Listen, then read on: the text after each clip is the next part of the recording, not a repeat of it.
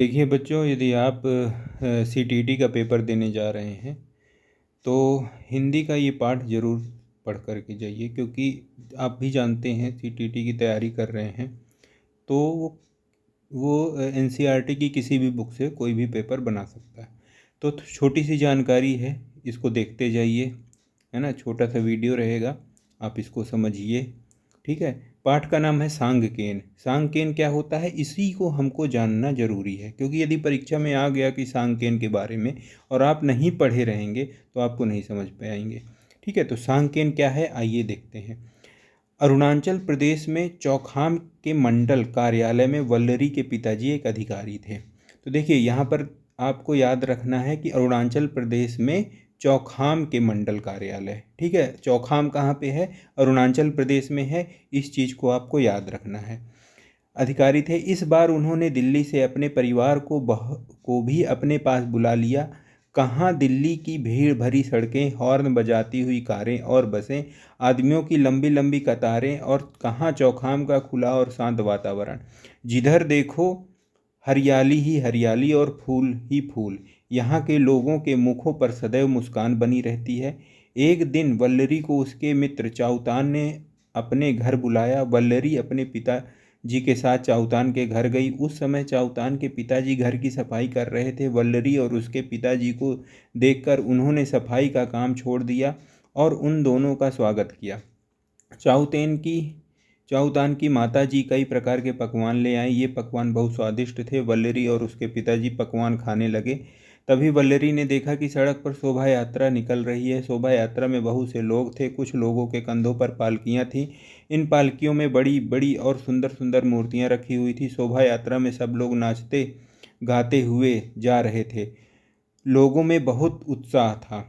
वल्लरी चाउतान से पूछा, ये लोग कहाँ जा रहे हैं, बहुत प्रसन्न दिख रहे हैं। चाउतान ने बताया, अभी एक दो दिन पहले ही हमारे गांव के लोगों ने नदी के किनारे एक मंदिर बनाया है। ये लोग बौद्ध विहार से भगवान बुद्ध और उसके शिष्यों के मूर्ति यहाँ लाए हैं और इन्हें मंदिर ले जा रहे हैं। ये मूर्तियाँ 3 दिन तक उस मंदिर में रखी रहेंगी। गांव के लोग इन मूर्तियों पर प्रतिदिन जल चढ़ाएंगे और इनकी पूजा करेंगे। क्या हम लोग भी शोभा यात्रा में सम्मिलित हो सकते हैं, वल्लरी के पिताजी ने पूछा। हाँ हाँ अवश्य, चलिए हम सब शोभा यात्रा में चलते हैं, चाउतान के पिताजी बोले। सब लोग शोभा यात्रा में सम्मिलित हो गए। शोभा यात्रा में लोग गाते बजाते हुए और नाचते कूदते हुए चले जा रहे थे। उनकी प्रसन्नता का ठिकाना नहीं था। थोड़ी देर में शोभा यात्रा मंदिर के पास पहुंची। मंदिर की जालीदार दीवारें बांस और बांस की खपच्चियों से बनी हुई थी। ये देखिए, अब यहाँ पर इम्पॉर्टेंट है, ये आपको याद रखना है। अरुणाचल प्रदेश में जो इस पाठ में कहा गया है, वहाँ पे जो मंदिर बना है, यदि पूछ लेगा इसमें, इसी तरह पूछ लेता है कि वहाँ की मंदिर की दीवारें किससे बनी हुई थी, तो जालीदार दीवारें थी और बांस की खपच्चियों से बनी हुई थी। बांस की खपच्चियों से, ये याद रखिएगा। बीच बीच में पेड़ों की हरी भरी टहनियाँ भी लगाई गई थी। ये सारी चीज़ें देखिए, आप याद रखिएगा, कुछ भी पूछ सकता है सीटीटी में ये इस पार्ट से। और खोस खोस कर उन पर रंग बिरंगे फूल सजा दिए गए थे। इतना सादा और सुंदर मंदिर वल्लरी ने पहले कभी नहीं देखा। देखते देखते भीड़ मंदिर के द्वार पर एकत्रित होने लगी। बौद्ध भिक्षुओं ने मंत्र पढ़ते हुए इन मूर्तियों को पालकियों से उतारा और इन्हें मंदिर में रखा। अब वे इन मूर्तियों की पूजा करने लगे और इन पर जल चढ़ाने लगे। हंसी खुशी के साथ के इस वातावरण में वल्लरी ने देखा कि लोग एक दूसरे पे बाल्टियां भर भर कर पानी डाल रहे हैं। वे एक दूसरे के चेहरों पर चावल का आटा भी लगा रहे हैं, है ना। वल्लरी को होली की याद आई। उसने चाउतान से कहा, चाउतान भाई, लगता है कि लोग होली का त्यौहार मना रहे हैं। चाउतान बोला, तुम्हें मालूम नहीं, आज हमारे यहाँ सांगकेन का त्यौहार है। दोस्तों, सिर्फ इसी के लिए हम ये पाठ पढ़ रहे हैं। सांगकेन क्या है, सांगकेन एक त्यौहार है।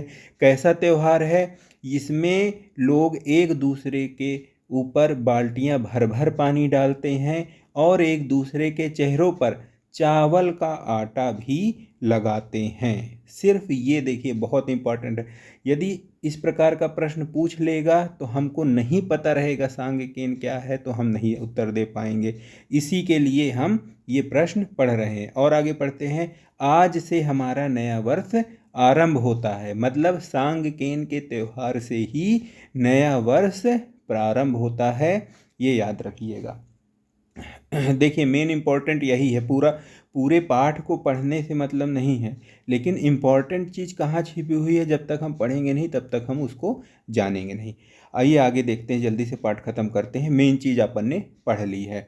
बल्लरी ने बताया, हमारे यहाँ भी होली से ही नया वर्ष आरंभ होता है। होली के दिन हम लोग भी एक दूसरे के ऊपर रंगीन पानी फेंकते हैं और मुंह पर गुलाल लगाते हैं। होली के दूसरे दिन लोग एक दूसरे से मिलने जाते हैं। उस दिन लोग घरों में कई प्रकार की मिठाइयाँ और नमकीन बनाते हैं और अतिथियों का स्वागत करते हैं।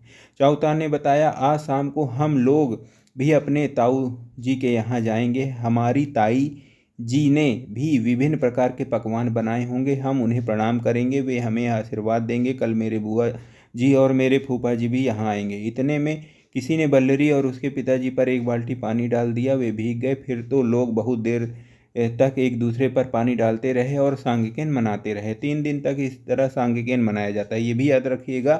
3 दिन तक सांगिकेन का त्यौहार कितने दिन मनाया जाता है? 3 दिन मनाया जाता है। नए वर्ष के उपलक्ष्य में सांगिकेन मनाया जाता है। ठीक है, चेहरों में चावल का आटा लगाते हैं और बाल्टी से पानी भर भर के डालते हैं।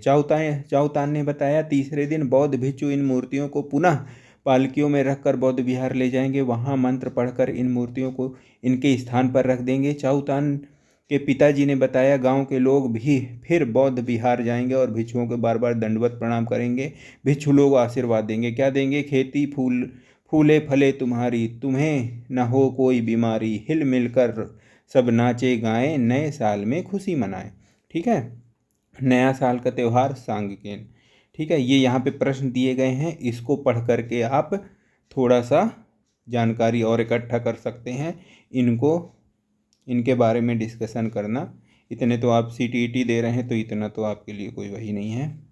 चलिए ये देख लीजिए, एक नज़र मैं आप लोग को दिखा दूँ इसमें, है ना। चलिए, धन्यवाद।